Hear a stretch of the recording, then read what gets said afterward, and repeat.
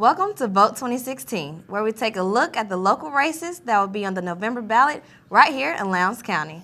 I'm Tiara Bell. And I'm Amari Sumlin. As the national attention turns to the contest between Donald Trump and Hillary Clinton, there are more other races that you will vote on. Michaela Leon has more on the race for Lowndes County Sheriff. Michaela?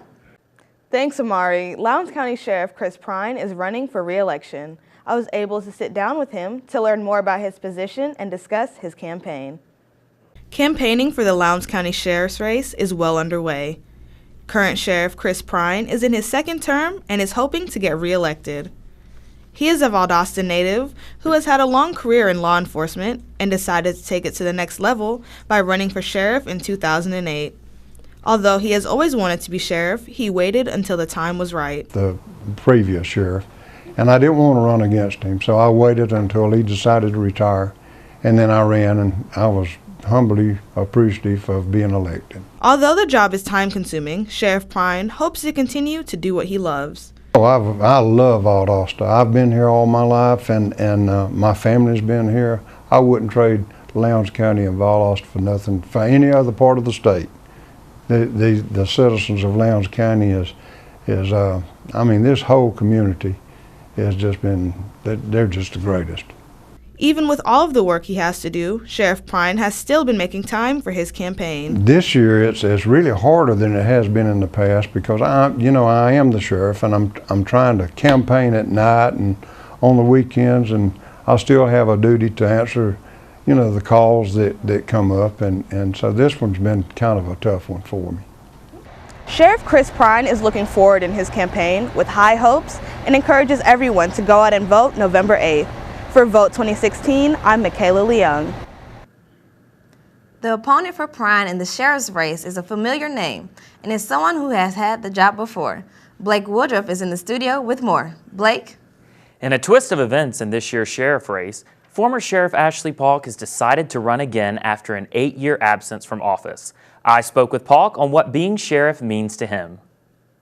Valdosta could be facing its most controversial voting race yet, with candidate Sheriff Chris Prine and former Sheriff Ashley Paulk facing off on November 8th. I want to come back, and because the job of sheriff, you can run the whole department on common sense and compassion.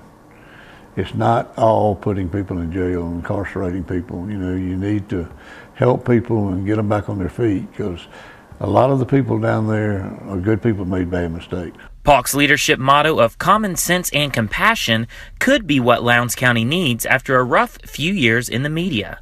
Paulk also hopes to build back up the business and financial side of the sheriff's department. Specialize in that. It's a very complicated area, and that's one of our specialties. So I still am active in both companies with my sons and enjoy it very much, but I'm somewhat in the background now because they're pretty confident. For Paulk, the title of sheriff has a deeper meaning, and he sees being sheriff as more than just a top law enforcer. Sheriff, is the top law enforcement officer in the county. Of course, you deal with the whole county and the city. A lot of people don't realize, but the city is part of the county. I mean, so you deal with everybody in the confines of the county.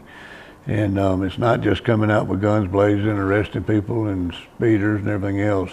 That's really not a major part of it. I mean, because you have the jail where you have 800 or 900 people incarcerated. You need to make sure they're safe. A sheriff should be seen and heard and lead by example, according to Paulk. And you can lead 1,000 men up a hill, but you can't push one. So I lead by example, and a lot of big county sheriffs don't do that. And we're a big county, but I think you need to be there. I think you need to be accessible. One of the things in campaigning that I've just people have said about my opponent, he doesn't return phone calls. If somebody calls you, that phone call is important to them, very important. If you don't return one phone call, you're going to generate 3 more. After 16 years of being sheriff of Lowndes County and then taking an 8-year absence, Ashley Paulk hopes by returning to office, he can continue building on the foundation he laid almost 20 years ago. For Vote 2016, I'm Blake Woodruff.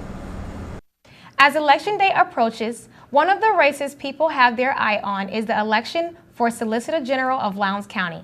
Democrat Jason Kane is facing off against Republican Justin Cabral. Cabral is a native of the Philippines and came to Valdosta at the age of 15. Kane was born and raised in Valdosta and lives in Hayhara with his wife and kids. Whoever is elected in the office will prosecute misdemeanor cases, negotiate pleas, and conduct bench trials, jury trials, and hearing in the state court. When we return, we'll preview the local race for coroner. And we'll have information on the other contests on the ballot. Stay with us.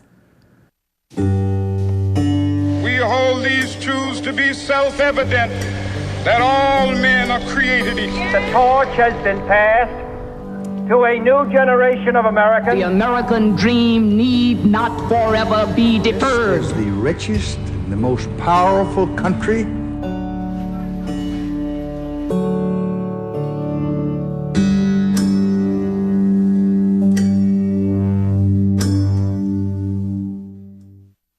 Here, you will stretch your boundaries and sharpen your vision. You will gain hands-on, real-world experience that opens doors. You will connect, discover, and accelerate. You will be empowered to find your future. I found mine as a commanding officer in the United States Marine Corps. A professor of communications. A cardiac intensive care nurse. I found mine as Georgia State Teacher of the Year. VSU, over 100 majors, championship athletics, focused on your success. Welcome back to Vote 2016. One of the upcoming races in Lowndes County is for coroner. Our county is one of the few in the state of Georgia that is elected that position. Most counties simply appoints them. Reporter Scarlett Ash talked with candidate Brad Carter and Austin 5 Ash to find out why they hope to accomplish if elected. The polls are open in Valdosta, Georgia, and it's election season again. However, some of the lesser-known candidates are not getting the advertisement they deserve. I caught up with Brad Carter and Austin 5 Ash running for coroner to find out exactly what a coroner does. How would I accomplish being the best? I would continue what I'm doing. I'd continue my education, continue to learn on every case, continue my relationship with law enforcement, which has a lot to do with it. I'd also work, like I said, with the county as far as commissioners to try to better the office both financially. I would also hire my deputy coroners, make sure they were in the same mindset as myself, being professionally. That's very big, being very professional on the cases, and just make sure that Lowndes County and the people of Lowndes County are taken care of. Democratic candidate Brad Carter told us a few things about his experiences being deputy coroner in the past few years. However, Austin 5 Ash also gave us some insights of his own on what he would like to do if elected coroner. One of my main goals is to diversify that office. We're going to do that by bringing in female deputy coroners. We're going to bring in a deputy coroner that has law enforcement background, as well as our coroners and myself all have medical background.